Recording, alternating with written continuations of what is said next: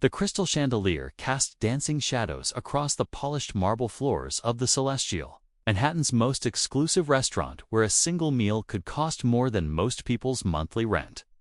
Sarah Martinez wiped down table 7 for the third time that evening, her reflection barely visible in the gleaming surface. Her polyester uniform was pressed to perfection, but no amount of starch could hide the weariness in her eyes or the worn soles of her shoes. 28 years old, single mother to 6-year-old Emma, and working double shifts 6 days a week.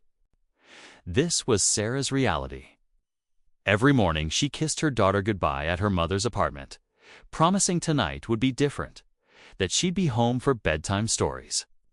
Every night she broke that promise. The evening rush had just begun when he walked in. Alexander Rothschild III moved through the restaurant like he owned it, which, as Sarah would later discover, he actually did, along with half the buildings on this block. His tailored charcoal suit probably cost more than her car, and the watch on his wrist could have paid her rent for a year. But it wasn't his obvious wealth that caught her attention. It was his eyes, distant, calculating, measuring everything and everyone with cold precision. "Your table is ready, Mr. Rothschild," the maître d' announced, guiding him to the private corner booth. Sarah's section, her heart sank. Billionaires were notoriously difficult, demanding, dismissive, and they rarely tipped well. The richest people, she'd learned, were often the stingiest. "Good evening, sir. My name is Sarah, and I'll be taking care of you tonight," she said with her brightest smile. The one she'd perfected through years of service. The one that hid her aching feet and empty refrigerator at home. He barely glanced up from his phone. Sparkling water. The 2015 Chateau Margaux, and the chef's tasting menu. "I'll decide on dessert later." "No, please. No, thank you." Just orders delivered like she was another piece of furniture in his empire. Throughout the evening, Sarah maintained her professionalism despite his curtness. When he demanded his wine be exactly 60 degrees, she complied without complaint. When he sent back the first course because the garnish wasn't architecturally precise, she apologized gracefully. When he barely acknowledged her presence, she reminded herself that Emma needed new shoes. And this man's bill would be substantial enough to make the humiliation worthwhile. Between courses, she caught glimpses of his world through overheard phone calls. Multi-million-dollar deals discussed with the same emotion most people use to order coffee. Lives changed with a signature. Companies acquired with a phone call. He was a titan of industry, and she was invisible. As the evening wore on, Sarah noticed something that made her heart ache. Between his power plays and calculated conversations, there were moments when his mask slipped. A shadow would cross his face as he stared at the empty chair across from him. His fingers would hover over his phone, as if wanting to make a call he couldn't bring himself to complete. Near the end of his meal, a small commotion erupted near the entrance. Sarah's manager was speaking in hushed, urgent tones with someone. Her blood ran cold when she recognized her mother's voice, frantic and apologetic. "I'm so sorry to interrupt, but it's Emma. She has a high fever and won't stop crying for her mama." Sarah's professional composure shattered. "I'm coming, Mama. I'm coming right now." She turned to Mr. Rothschild, who had witnessed the entire scene with an unreadable expression. "I'm so sorry, sir. There's a family emergency. Another server will go," he said quietly. Just one word, but something in his tone had shifted. Sarah didn't wait. She grabbed her purse and ran, her heart pounding with fear for her little girl. In her panic, she forgot about the check, forgot about procedure, forgot about everything except Emma's fevered face and frightened cries. The night was a blur of emergency rooms and worried prayers. Emma had a severe ear infection, but with medication, she would be fine. Sarah held her daughter close in the hospital's harsh fluorescent lighting, tears streaming down her face as Emma finally fell asleep in her arms. She'd almost lost her. In that moment, nothing else mattered. Not the job she'd probably just lost. Not the rent due in 3 days. Nothing but this precious child breathing softly against her chest. The next morning, Sarah returned to the Celestial, expecting to collect her final paycheck. Instead, her manager handed her an envelope with a strange expression on his face. "This was left for you last night, Mr. Rothschild's table." Sarah's hands trembled as she opened it. Inside was the check from his table, $847 for his meal. And where the tip line should have been, there was a bold, unmistakable 0. Her heart sank. Of course, she'd abandoned him mid-service. She deserved nothing. But beneath the check was a handwritten note on heavy, cream-colored stationery embossed with his initials, Sarah, check, under the plate. Confused, Sarah hurried to table 7.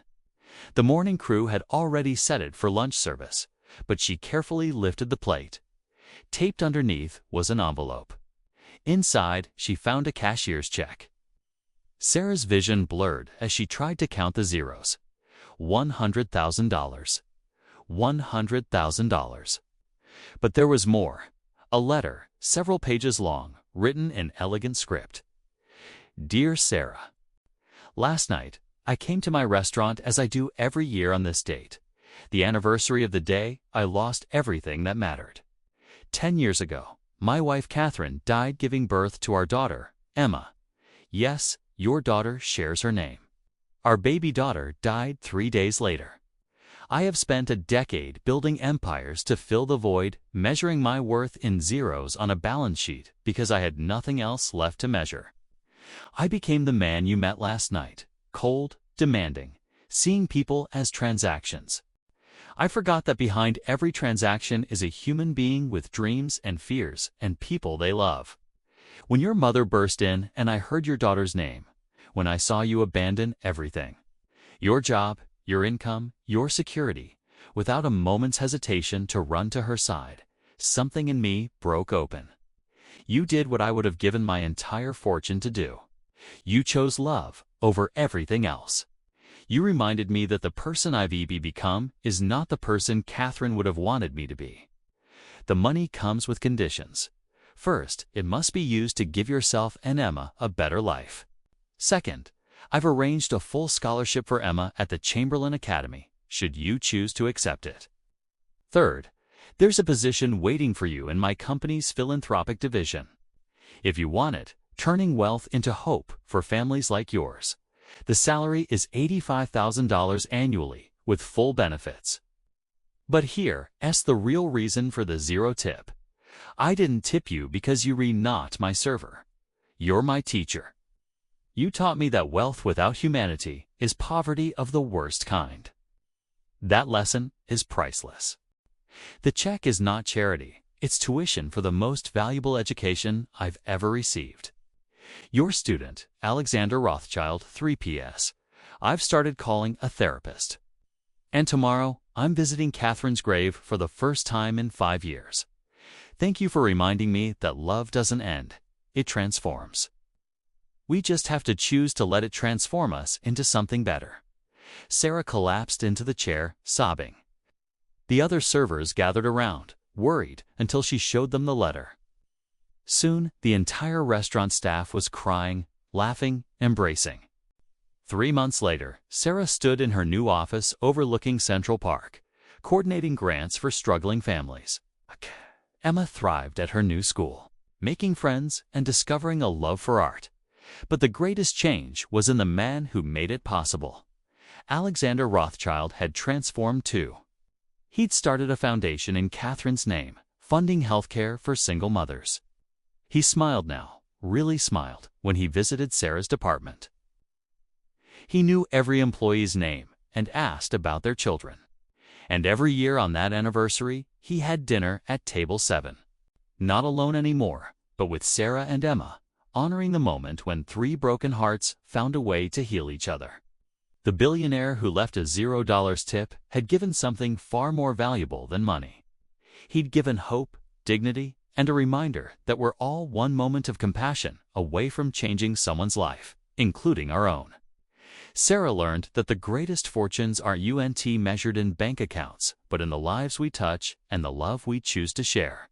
And Alexander learned that true wealth is measured not by what we accumulate, but by what we give away. Sometimes the smallest gestures or the absence of an expected one can speak the loudest truths. And sometimes what looks like nothing is actually everything. The zero that changed everything wasn't on a tip line. It was the moment when two souls at zero, empty and broken, found their way back to wholeness by seeing the humanity in each other.